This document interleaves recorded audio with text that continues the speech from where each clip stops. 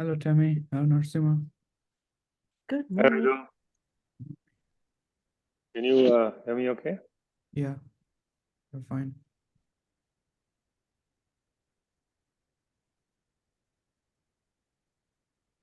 How are you, Narsima?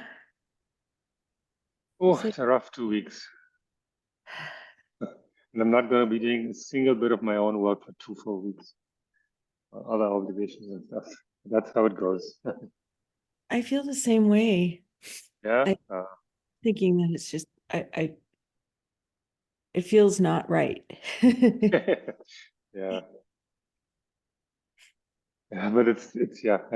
I put all of those other obligations into the same period of time so that I could just block off this 2 weeks and say nothing's getting done for myself, and that's how it is. At least you recognized it. Yeah, right.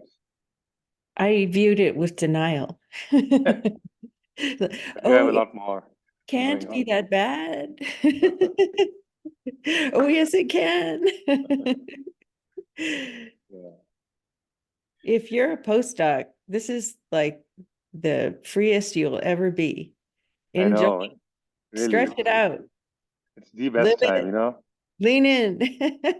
PhD is stressful, but of course, finding a job is stressful, true, but compared to the rest of your life, it's not. Yeah, that's an interesting perspective because I was just thinking about this past week, thinking like, oh yeah, there's so much to do.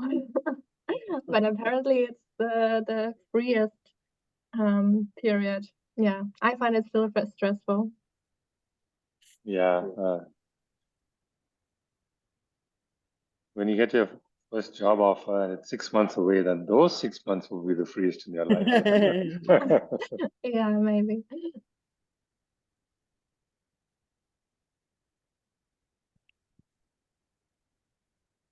Shangwei should be joining too. Yeah, I just want to introduce him before we all get started. But that would be great. there he is. Hey, Shangwei. Hi, nice to meet Really you all. Hi, excited to Shangwei. meet you. I thought I'd wait for everyone to get on before introducing you. There are a few more to come. Yeah, it should be Ellison, Stacy. I didn't check who was marked out for today. I can take a quick look at that.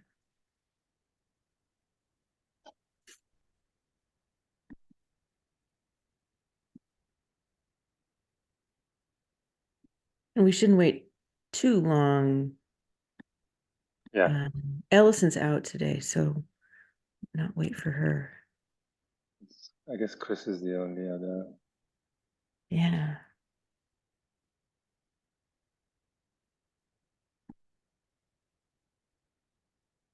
Yeah, Stacy. Ah, Stacy.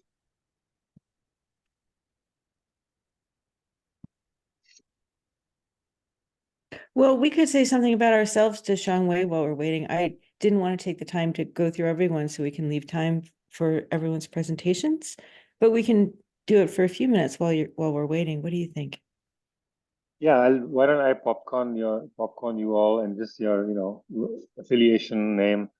And yeah, so Tammy, you want to start?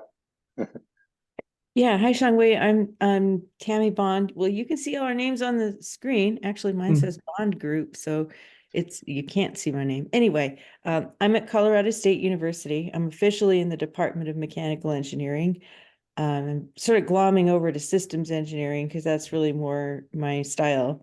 And I do I guess I'm just interested in how things change.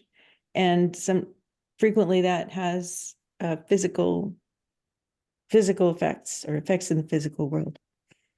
And I will pick Ryan next. Cool. Hey, I'm Ryan Scott. I'm in political science at Colorado State. I'm a public policy scholar, though I'm not a very good political scientist, but that's okay. I need to popcorn. Ray Duel, do you want to go? Yeah, hi Shangwei. I'm Raidul. I did my PhD from Agnes University in civil engineering, and I started with Tammy as a postdoc scholar. I'm mostly do interdisciplinary agent-based modeling. That's what I'm very interested in, trying to understand the system dynamics.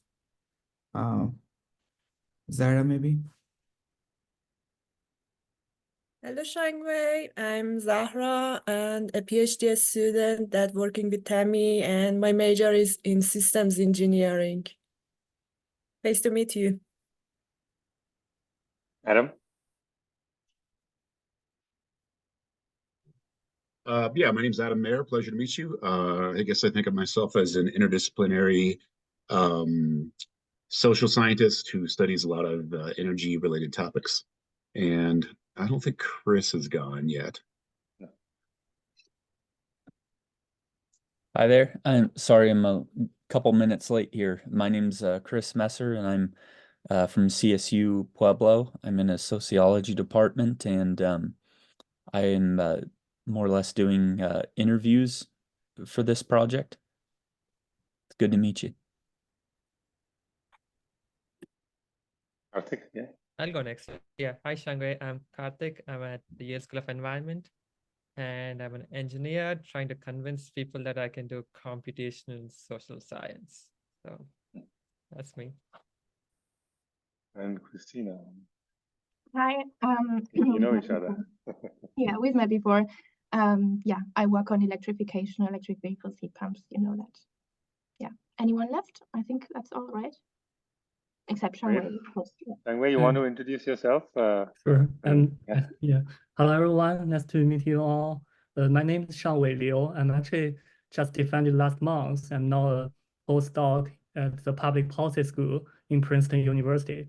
My advisor during my PhD studies, Denise Morrow, and my background is more like the combination of industrial ecology, atmospheric science, and energy system modeling. Nice to meet you all today. Great. And his dissertation work actually similar themes, but in China. And just like Christina, he's kindly, he's interested in working on these topics, similar topics, and both Christina and Shangwei are planning to present today. Christina more her results, and Shangwei just the ideas we have for what we want to do with NEMS to assess household decisions. So maybe Christina go first? Yes, sounds good.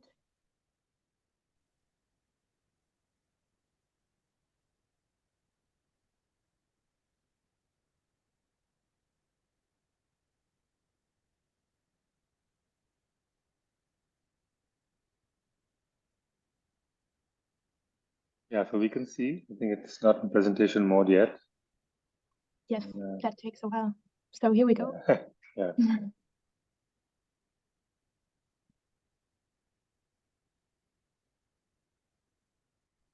Okay. Yeah, so I'll jump right into the research question.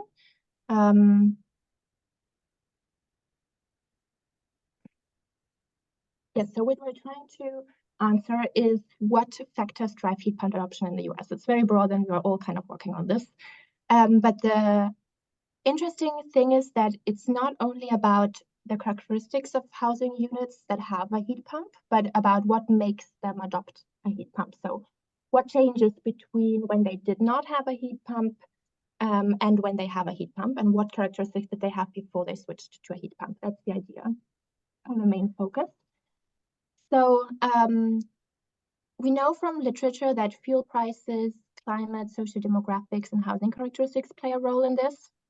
And what we want to see is whether the prior equipment of the housing, so fuels used for cooking, for a hot water system, and for air conditioning matter, because they can also be electrified. And the prior heating equipment, so if there is a duct system in the house already, and the change in occupants or owners, and if that matters for heat pump adoption. Regarding the data we use, so we use both, we use the American Housing Survey, that's the basis, and then we use both their nationally representative sample and a sample that is representative for 15 metropolitan areas. And I marked those 15 areas here on the map to see the geographical scope. So we have California, Washington, Texas, along the East Coast, and Chicago and Detroit. So that's the spatial coverage. And regarding the temporal coverage, we use data from 4 surveys to get a longitudinal data set. So from 2015 to 2021 in 2-year steps. And the challenge is that not every housing unit is part of all 4 surveys. So the balanced data set that only includes the housing units that are part of all 4 surveys has only 15,000 data points in total, which is only 1/3 of the total data set of 45K roughly. So we want to make use of as many of the data points as possible to get more data points and also to avoid introducing some bias by excluding certain housing units. So what did we do? We restructured the data to a static data set, and we basically have 2 different types of variables, the prior condition variables and the change variables. So for the prior condition variables, we use the information from the year before they use the heat pump for the first time. And for the change variables, we take the difference between the year of the prior condition and the year when they first switched to a heat pump. And for the housing units that do not switch throughout the entire period, we use the year 2019 as the prior condition and then the change between 2019 and 2021. Yeah, and as I mentioned, it's representative, so they come with sampling weights, and we use the weights from 2021 for all of the housing units. So we also only include the ones that appear in the 2021 survey. And that gives us those 4 data sets that we use for the estimations. So we have an MSA sample, that's the 15 metropolitan areas. We have the MSA sample with only including the owners, so excluding the renters of the housing units. And then the same concept for the nationally representative sample, so national and national owners. And that gives us the number of observations and the number of switches, not weighted in this case, so just data points. Lucina, just to clarify, you mean 4 subgroups of the 2021 data set? That's what you mean by 4 data sets, yeah. Exactly, right? yeah. Okay. So we use them separately for the estimation, and it's those 4 data sets, but they are all like overlapping and kind of the same core source of data.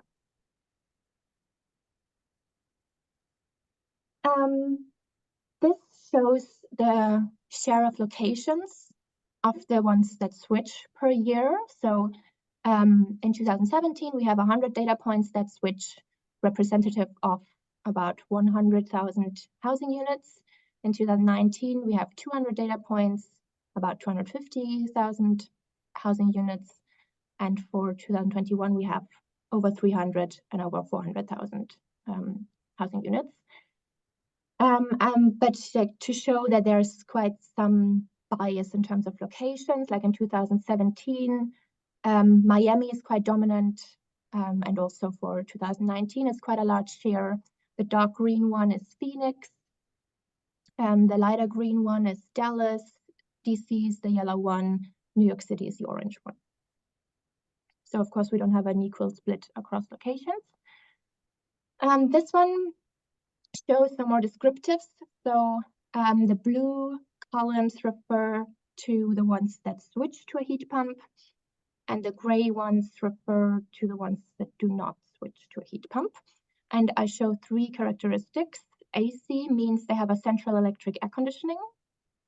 Hot water means they have an electric hot water system, and duct heating means they have a duct system for heating. And as you can see, for many of the areas, there's quite a difference in the electric hot water system. So the share of the households that switch and have an electric hot water system is higher than for the ones that do not switch.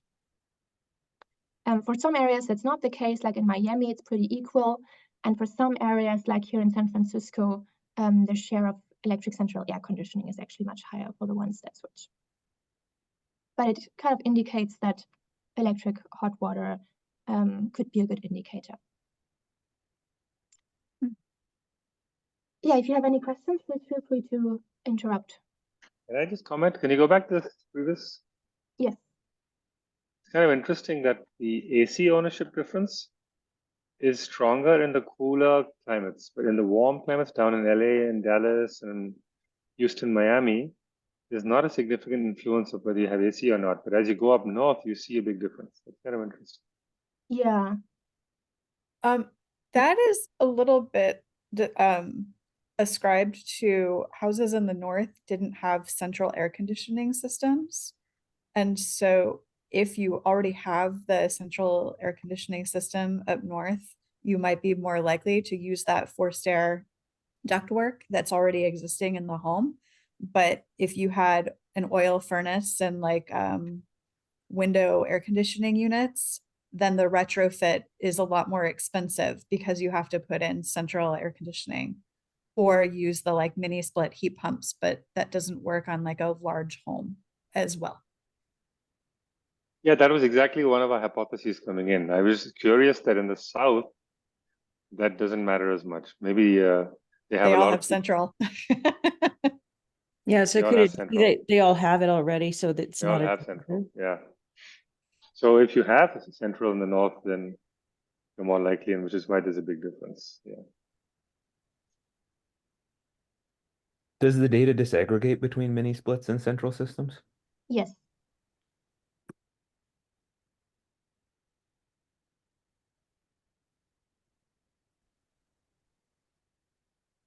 Okay, then the method. So we do a logistic regression. This is an overview of the variables. So the dependent variable is whether they switch to a heat pump or not. And then we grouped the variables into the different categories. So we have the prior equipment variables, that's referring to prior heating equipment, the fuel used for cooking, for hot water system and air conditioning. Fuel prices, we use electricity, natural gas, and oil, and electricity and gas are by MSA. Oil prices are by state because I didn't find more granular data. The change in fuel prices and the difference in fuel price between the current heating system and electricity. For climate, we have the heating degree days. Then we have a bunch of housing characteristics, so the type of housing, unit size, and so on. Occupancy, whether it's the owner or the renter living in the house, or whether the people change, so if they move or not. Then sociodemographics, so the number of people living in the household, income, age, and so on. And the location, so which metropolitan area they're in. And then the big question is which ones of those to include and which ones not to include. So there's a trade-off between if you include only very few variables, they are likely to pick up effects of other variables that you haven't included in the model. And then it seems like they have a large effect, although they're just picking up other effects, versus overfitting, where you have a lot of variables and then you also increase your omitted variable bias because those variables could be influenced by other things. And how we deal with this is that we estimate a couple of models and we increase the buckets that we include in every model. And they are named by the most recent one that has been included. So we start off with just looking at the prior equipment. Then we add the fuel prices, the housing characteristics, the sociodemographics, the occupancy, the climate, and then the location. For the location one, we cannot include the fuel prices because they are by location, so there's perfect correlation. And for the last one, we also exclude the prior equipment to show or to see once we have included all the other things, if it still matters to include the prior equipment.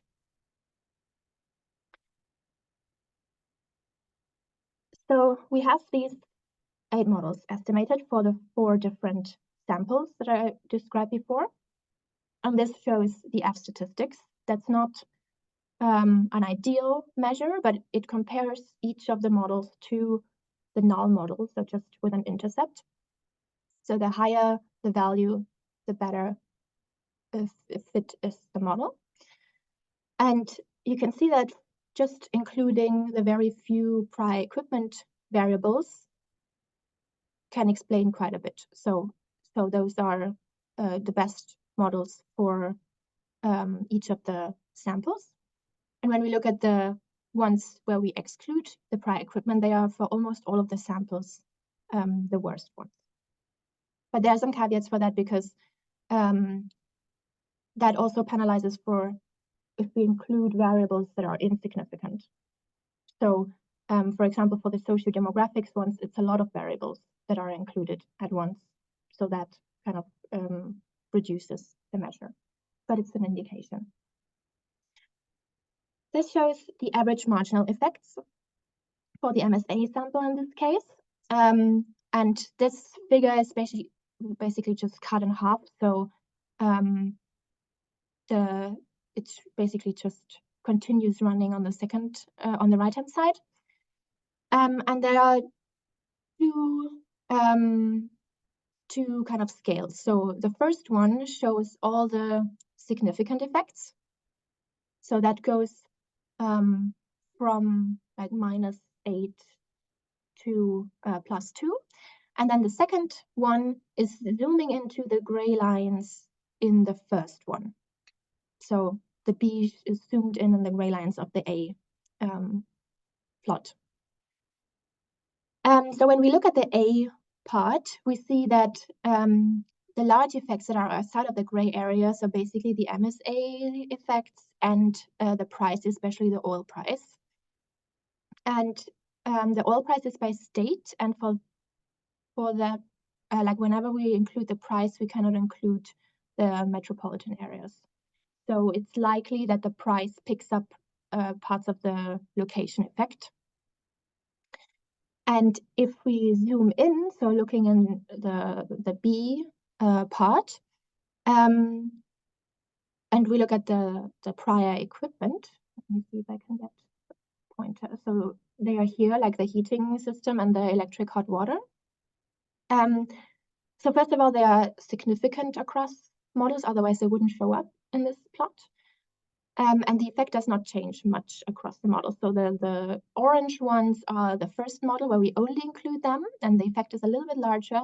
But then for the location ones, where a lot of the different things are included, the effect is still quite similar to the first one. For the heating system, the reference level is all other heating, so not electric, not gas, not oil, and without a duct system. So what's dominating this is the liquid petroleum gas and steam systems.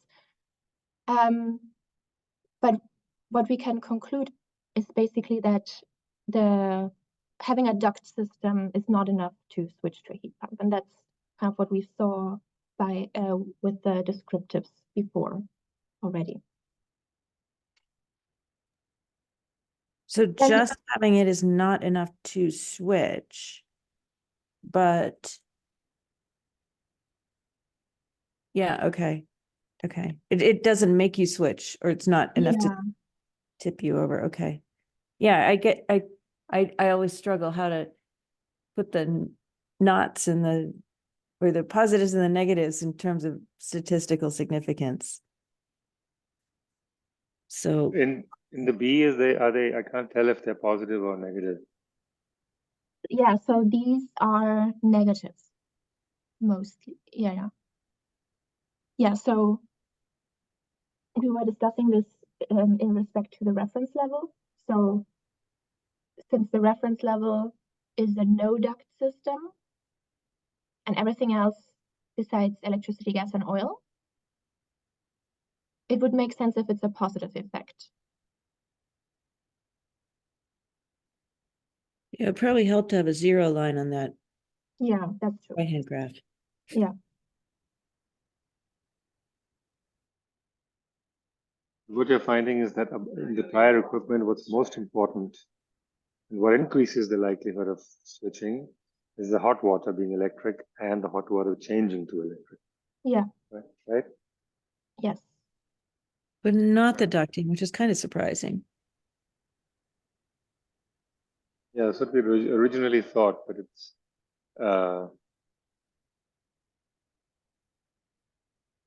Yeah.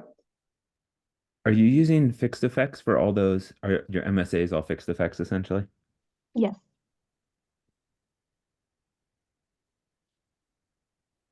Do you have a good number of observations in each one? For the MSAs, not Yeah. for each of them. Yeah. So yeah, there's some where there's only 2 data points or so that are switching. I Yeah. wonder if you refit the model without those MSAs, if your CI bounds will increase on your other covariates. Yeah, so that's basically everything before the last one with the location. Okay. All the others don't include the MSA. Okay. Got it.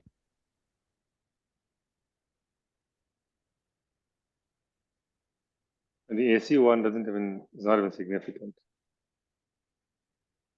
Which one? The AC? Oh, the AC. Yeah, right. Yes, because it doesn't show up. Yeah. So that's for this one. Then we have the owner sample that's very similar to the previous one, but it's also interesting what is not showing up, so it's not significant, which are almost all of the sociodemographic variables. And for the previous one, it makes sense because it's all occupants, like in the renter sociodemographics probably don't matter whether people adopt a heat pump or not, but this is only the owner. So this only includes the housing units where the owner also lives in the house, essentially. And even for those, the sociodemographics are not significant. And I also tried very small models where I basically only include sociodemographics, and even then they remain insignificant. And then for the national sample, the models are quite different because there are a few things that we cannot include, like the MSAs, because we don't know where they are, and the prices. So the range of the axis is a lot smaller. But for the things that do show up, the patterns are pretty similar to the MSA sample, like regarding the hot water and the prior heating. But here the central AC shows up as well. And I also included a variable that ends up not being significant on like whether a house is in an MSA as kind of a proxy for an urban area versus not an urban area, but it doesn't end up being significant. And then we do the same also here only for the owners. So the climate effect is probably in the MSA fixed effect, right? Yes, and we have the heating. In the earlier one. Sorry. Sorry, what did you say, Christina? We also have the heating degree days for climate, but also only for the MSA. Yeah, but so in the previous one, in the MSA samples, you don't have HDD because that's the same as the location. We have heating degree days. Oh, there it is. Oh, yeah, but it's a very small effect. So even if you take out the MSA and have heating degree days, it's still a very small effect. Exactly, because the climate model only includes the heating degree days without the MSA effects. And it's still small. Very interesting, because all of those who did it due to climate have already got it before. I'm sort of like thinking about, are there explanatory factors around the hot water electric? And one of the factors that I don't see in the list, but I wonder if it would cause it like an inverse result, is whether or not the home has gas water heating. I'm sort of wondering if there's a connection between, does the house have gas hookups or not? Do they already have natural gas presence in the home? I think generally a lot of homes that have a natural gas water heater are more likely to have a natural gas furnace, but I don't know that because the gas is already there. So if you don't have a gas furnace, I don't know if it's a binary, like if you don't have a gas water heater, do you therefore have an electric water heater? Are those like a binary option? So hot water, electric is the binary in this case. So everything else, which is mostly natural gas. Hot water, the other option would be the other one. Yeah. Mhm. There are some other things, but mostly it's natural gas.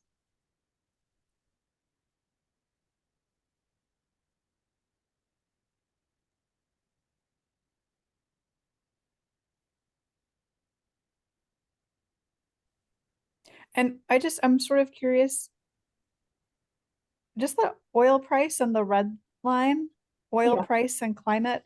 Can you just explain what's going on there with like the effects being -6, -8?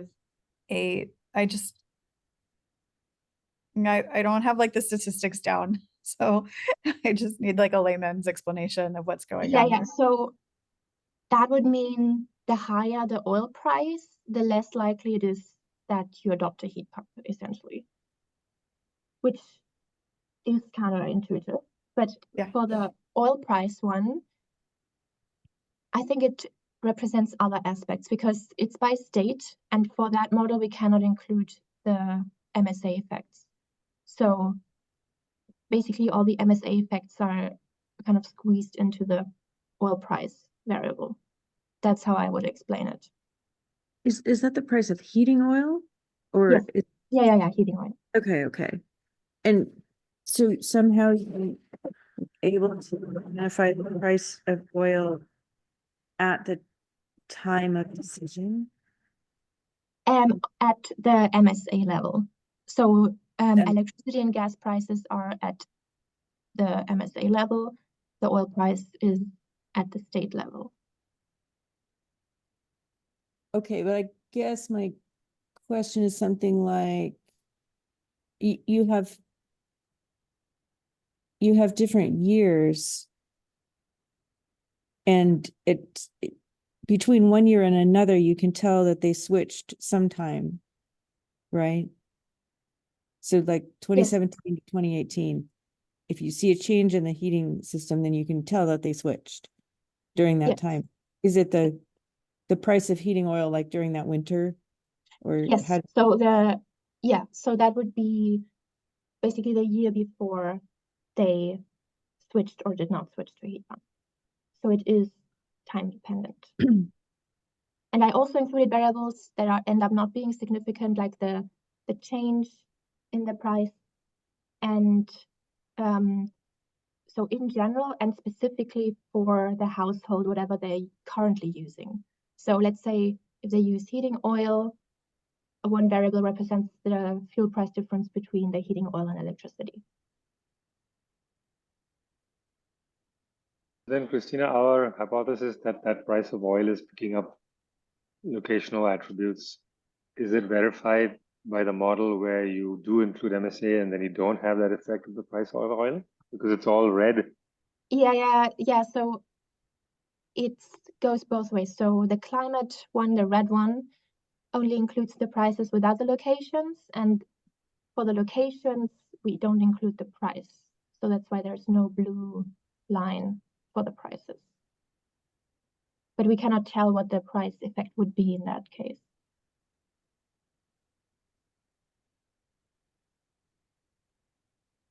Yeah, so it's a bit of a mystery, the oil.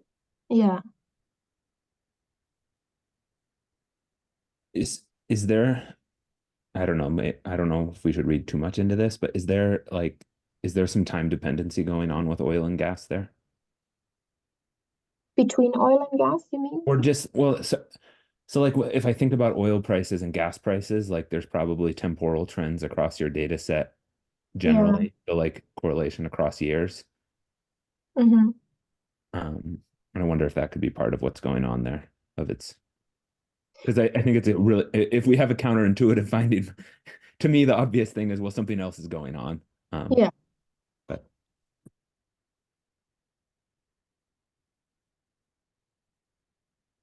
Yeah, I think that something else is something other than oil price. Because Yeah, I think so too. this is a static data set, remember. It's just that the value of the oil price is time dependent because we're trying to associate it with the decision. So it's not like there's a time series. It's not a real panel.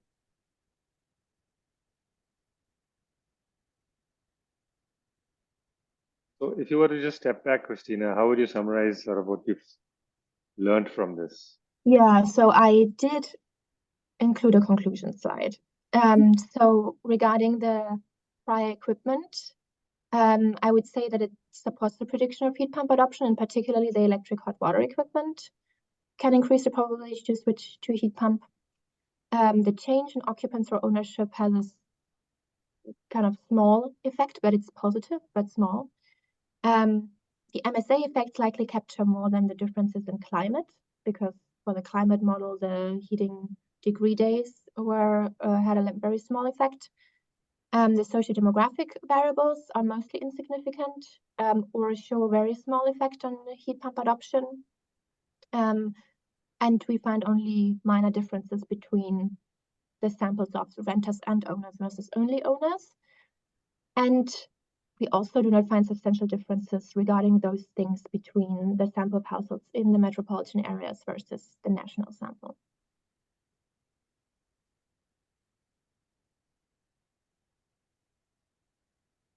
The way I would summarize this is that we're finding that change in other equipment or change in house ownership is kind of having a small effect, but really the big effect, which is location dependent, is a mystery as to what that really is. Something is driving, that's really tipping people towards switching, that's not captured in our model. But what we do confirm is that the prior conditions matter, but not perhaps the major effect. Yeah. Is that correct? Yeah. And you also confirm, sorry. I think the challenge is that the things that have the big effect, we cannot really explain. Like that's the location effects and the oil. Yeah. And if we take those aside, then the prior equipment comes in. Yeah, I mean, that's kind of hopeful, right? It suggests or I'm not sure if it's hopeful or hopeless, right? Because it means that the equipment that's out there, which you can't really change and is considered to be a big inertia, maybe it's not as big an inertia as we think. On the other hand, if we don't know what's doing it, then how do we know what to leverage? Exactly. Without like So- causing too many problems or confusion, I think like to me there's a question of what if you would observe something different if you took those MSAs and used them like to fit a random slope model. Because I think part of your explanations here in the conclusions, you're saying that like we don't see differences in the national sample, but I think like Stacy's expertise on the north might indicate that like we actually might have within region variation that your model won't pick up since you're essentially using fixed effects to control for that. Might at least be something to play with. Like if we fit a random slope model, do we actually see effects within those MSA that are different? And then I think, yeah, that might help you to get at that last point a little better on your conclusions.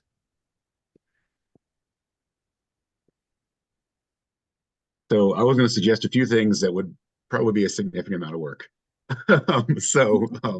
Take it with a grain of salt. Go ahead. So following up with what Ryan was saying, one thing you could consider is what sometimes is called a between within model, which you can do with a random slope or without. I'd probably do it with, where you can model essentially the effect across units and within units, maybe at the MSA level, or maybe at some other aggregate unit. And that might, there's basically two sources of variation. There's sort of like variation within panels and variation across panels, and assume the panel is a household. So there'd be some things you could do there, might be worth considering. It might also just, I don't know this literature. I don't know everything in this literature, but I think something like that might be a little bit more of a contribution since there is, literature on heat pump adoption already. The other thing that in the literature on like EV adoption and photovoltaics, like rooftop photovoltaics, there's a big emphasis on like spatial spillover and social norms and symbolic attributes and all these social science terms that are basically about the idea that, you know, if you put solar panels on your house, your neighbor's more likely because it seems like it's a cool thing to do and it's normal now because you have anyway. Obviously you're not going to be able to do, you know, you're not going to be able to go back and do like some kind of retroactive survey or interview with all these folks. But you could potentially try to model some spatial spillover effects if you wanted to. If your data would allow, I don't know exactly how granular it is. If you have like Latin long, or even if they're spatially explicit at all, you might be able to figure out something. I think the effects are probably going to be pretty minimal, but I don't know if anyone's actually tried to do the same analysis for heat pumps that's been done many times for like say solar, where there are these, you know, at least something, there are some incremental patterns of spatial spillover. I suspect there probably isn't because the heat pump is not nearly as conspicuous and not nearly as I don't know exactly what the right word is, but not nearly as exciting or interesting, I suppose. But it might be something to consider, and I think it would be a little wrinkle that maybe some people haven't done before. My impression is, but I could be off. Yeah, I think that would be challenging because we only know the MSA. Essentially, we cannot go smaller than that. And at the MSA level, yeah. I think we want to leave some time for Shangwei. Yes. Thank you everyone for the comments. Yeah, there might be a role for, you know, I'm guessing that Christina, you're kind of done here with this study, or you're close to done. I don't, are you extending? Because I'm not sure what your timeline is. I know that you have moved institutions a couple of times and you might have other duties. So I'm just going to propose that that something like what Adam is and Ryan are proposing is probably very much a follow-on, right? And so we might want to take some time to discuss that over as more like a what could be done next rather than what should Christina also do. Yeah, but I do want to leave time for Shangwei. Yes, right. Oh.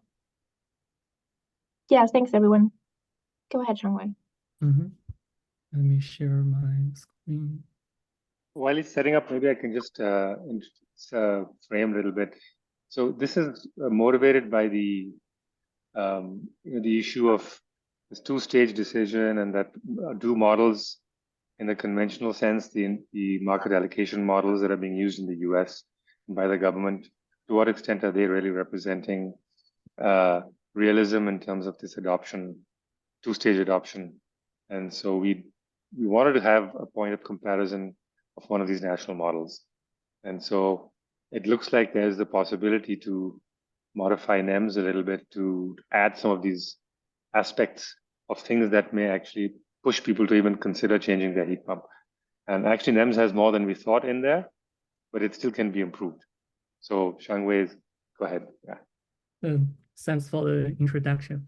I think people here, just a little bit about the background. I think people here already know that heat pump modeling is very important. And previously, most of previous study actually either exogenously assume the risk of the electrification of heat pumps or rely on some arbitrary assumptions. I'm going to talk about NEMS modeling today, but most of the previous models actually modeling the heat pump adoption very simply.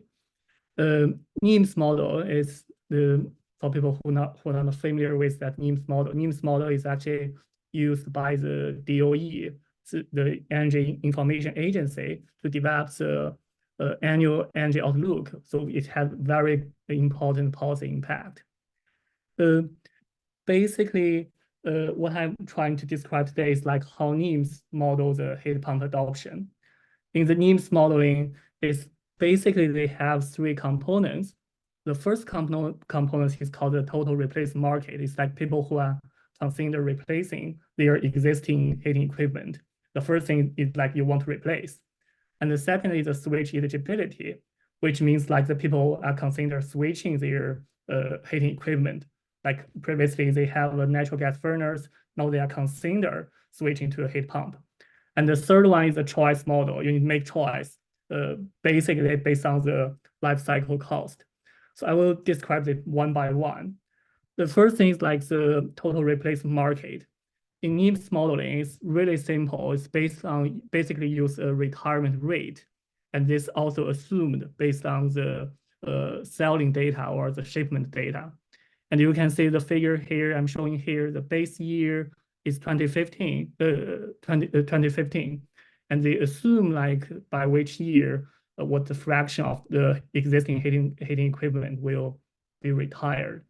And that's one assumption they made about the total replacement market. The next part is switch eligibility, which means if you want to replace your heating equipment, you probably will have some like the status quo bias. So you will consider switching your heating equipment.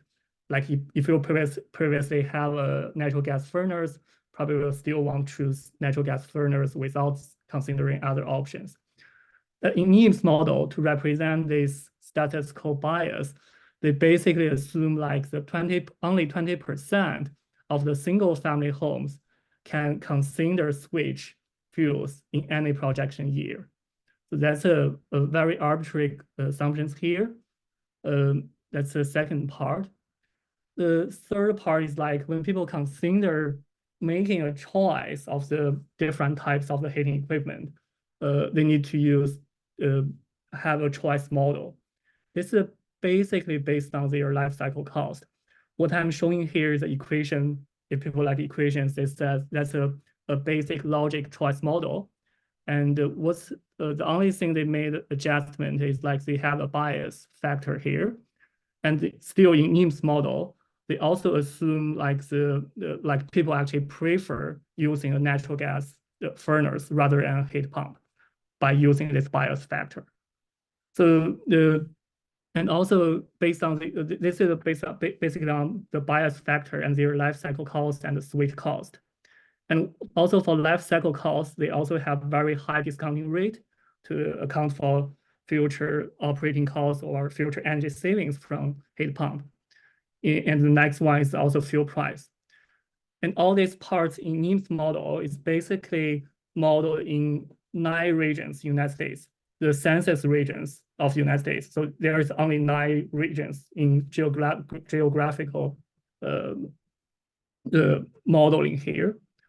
And what we are trying to do here is like try to think about like how to improve the NEMS modeling, like by refine some arbitrary assumptions, and also like what Christina present, location is very important, how to include more geological or household heterogeneity into the modeling part. So that's a very quick overview.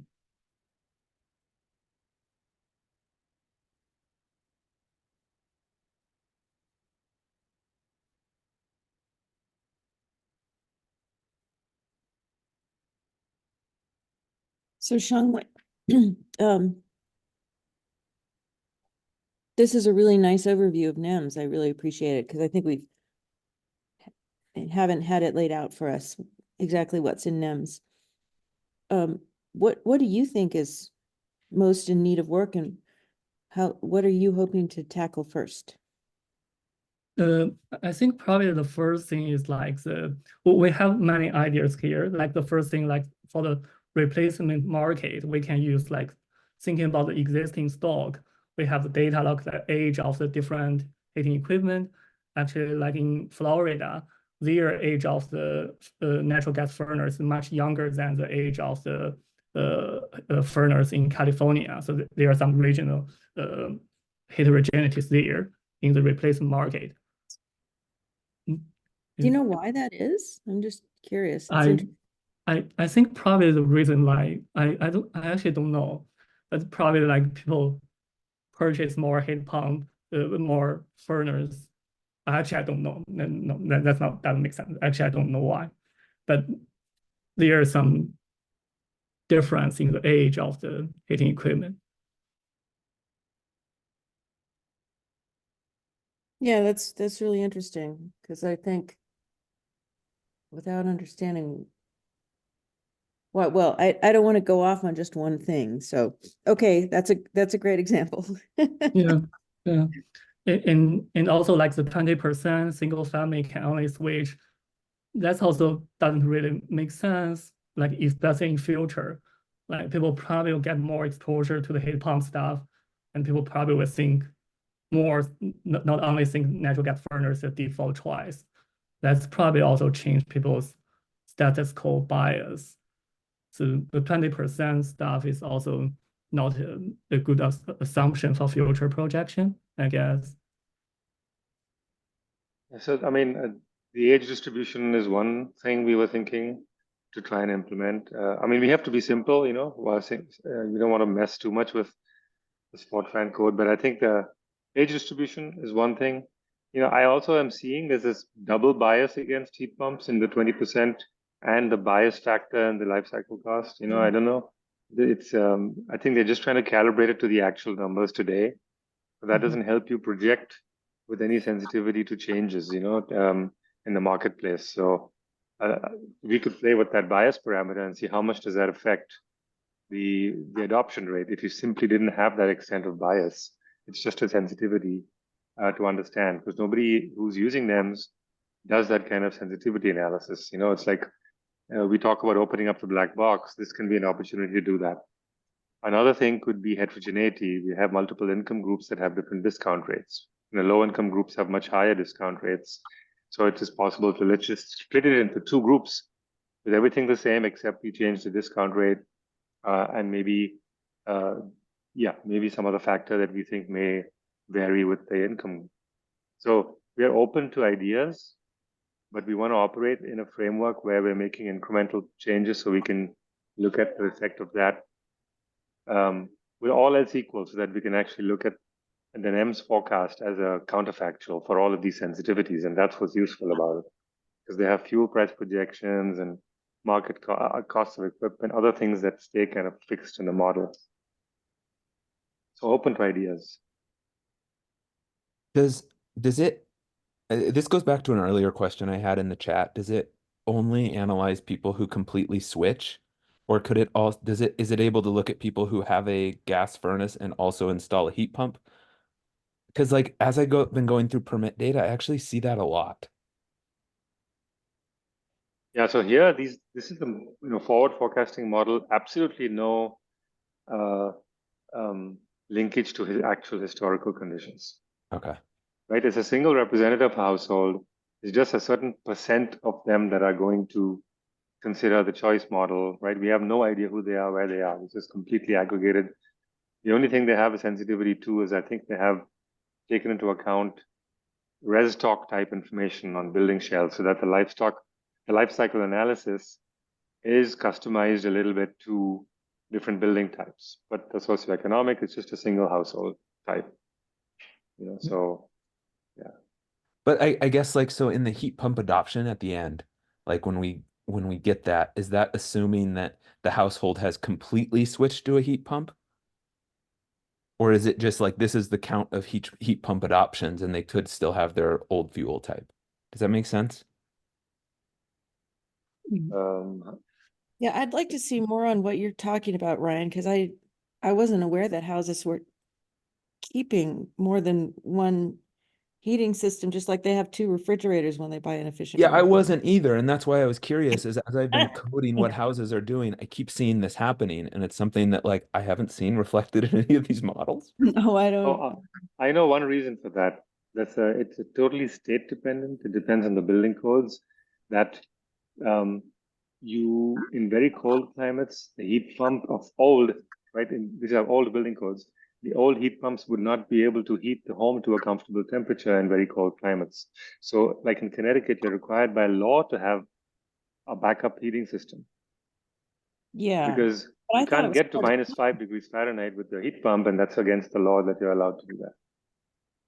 Right. I thought it was part of the algorithm that it would just go to resistance and then that would be part of the system. Yeah, but that's, I mean, there's technical solutions, but the law, if the law requires you to have a backup system, it requires you to have a backup system. So I don't know how much that plays into it in Colorado. But also like in NEMS model, like one household can only have one heating equipment. But like Yeah. in the like survey, you can have they have the data for the secondary heating equipment. So it's Right. like you can get have data of what backup they are using. So I don't know how hard it will be with NEMS to try and introduce multiple heating. That'll be very hard, I think. So I'm gonna have to take off soon. Unfortunately, this is really interesting. I wish we had another hour. I don't, and I can, if you folks are still have time, then I can leave the meeting open. But I see this. Shangwei, I'd love to see you more involved in our discussions, because some of the things that you're presenting are what we're calling the modeling rules that appear in, right, the cohort model, the agent-based model. Those assumptions that are made are kind of the core of the output of the model, but people just generally talk about a model rather than the rules, and we're trying to shift that discussion to what are the assumptions and what are the rules. And you've done a really nice job of laying out the rules for NEMS here. And Stacy's got some discussions about dual heating systems. Sounds like that's a thing to follow up on, right? That Ryan is seeing. And yes, I understand the backup thing, but exactly how it presents in reality, I think, is what we're not clear on. Yeah. Yeah. So worth expanding, but don't have time to do it now. I need to take off and give my poor students an exam. Do you want me to leave the meeting open so you can keep talking? I can do that. I have to leave in a couple of minutes, but I'm happy for others to continue. Yeah, Ryan, it's something that we're talking about exploring too in the ABM and the cohort model. So yeah, I will pass the who's gonna still be here, and I'll just make you host. I can help you with that if you want. Oh, yeah, that'd be awesome. Okay.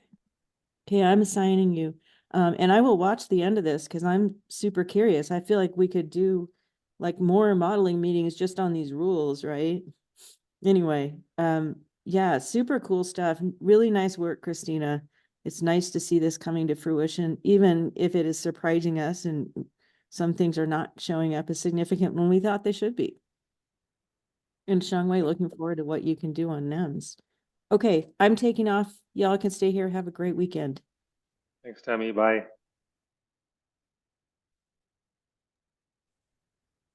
Shangwei, did I understand you right that the discount rate there is really just like a guess on their part, that there's not a lot of basis for that? That's an arbitrary assumption, 20% for household. I mean, that seems like such low-hanging fruit to me to like dig into that, especially because like, I don't know, it's just such an easy parameter to vary. Yeah, exactly. And it's also just like wildly high. Like I saw 20% and I was like, wait, what in the world? And like, yeah, I get that they're probably down calibrating the Yeah. but Yeah. So yeah.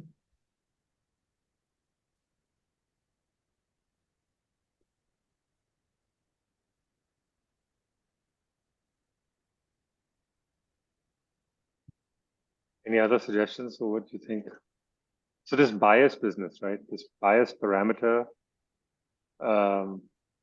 is kind of, I think they're trying to, so that's something that would change. You know, for the first time, heat pump sales were higher than gas furnace sales in the last year, or the last 2 years. So clearly the receptivity to heat pumps is increasing, and that's not reflected in these parameters. So we should do that in the, you know, either through the bias or through that 20%, which is also, you know, condemning you to with gas if you had gas.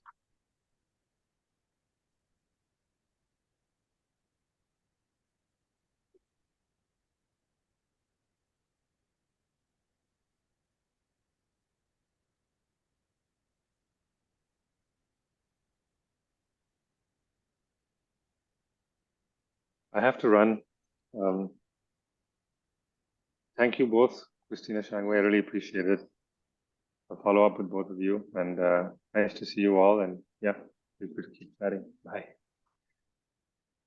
Thank you. Bye bye. Thank you.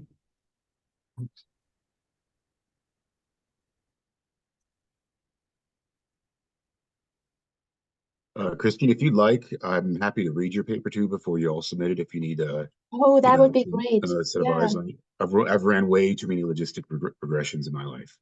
I've So seen your, when you sent around the study, I was like, oh, they are also doing a logistic regression. That's perfect. Yeah, if you would be happy to read yeah, that. that paper is kind of similar. We had really minuscule and very like sort of brittle effect sizes or average marginal effects, which in that case, the reviewers and editors seem to appreciate that nuance, but they don't always.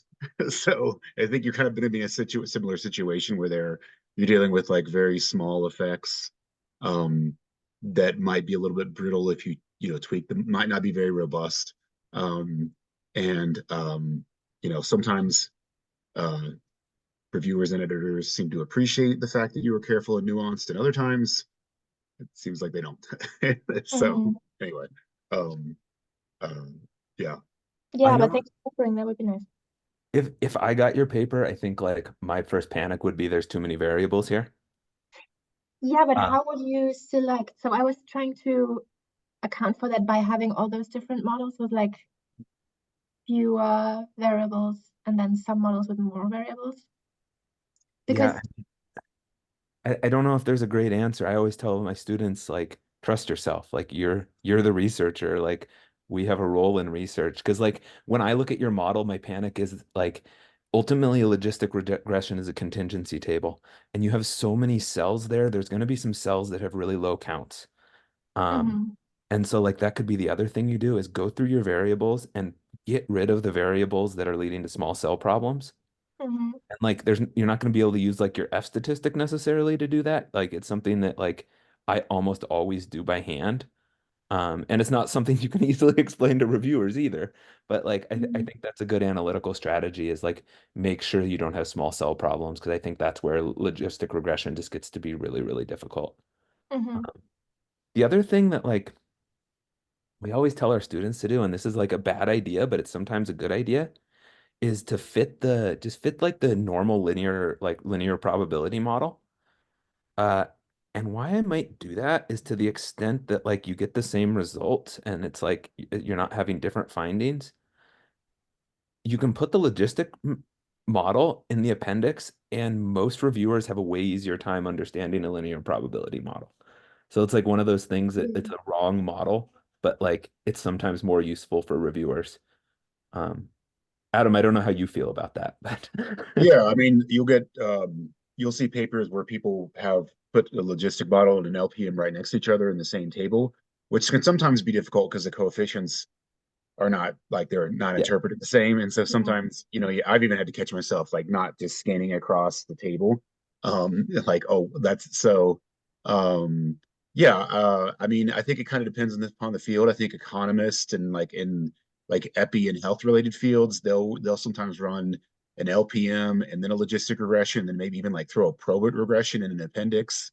Like they'll just run a bunch of different stuff. And it kind of depends upon your field and what preferences are.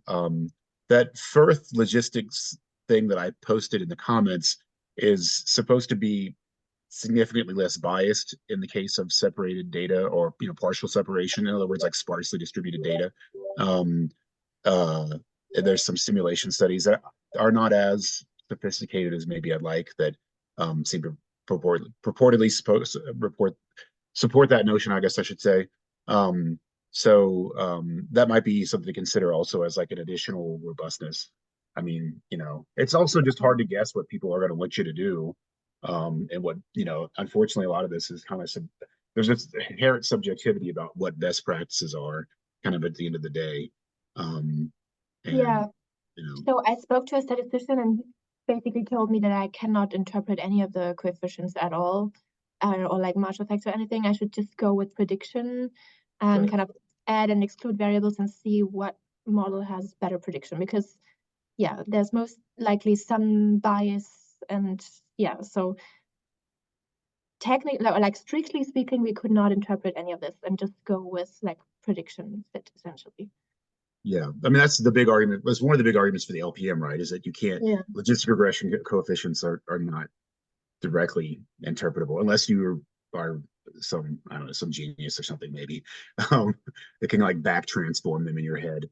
But yeah, I mean that's why you use AMEs and stuff like that, or predicted probabilities or something else along those lines. So yeah, it's hard because there's lots of different ways to do it once you like go beyond like OLS and cross-sectional data, and you know, you just kind of do what you think is best and what other people are doing, which is not always, that doesn't mean it's the best either. So yeah, Ultimately, you just submit it and see what reviewers say too. And it looks and pretty then good. The that fact that we're like, oh, you should maybe do this, that's like a great sign. That means you have like a sensible product. So, yeah. yeah, I mean most times it's okay, but every now and then you get something really off the wall. Yeah. You know, I think we've all been there before.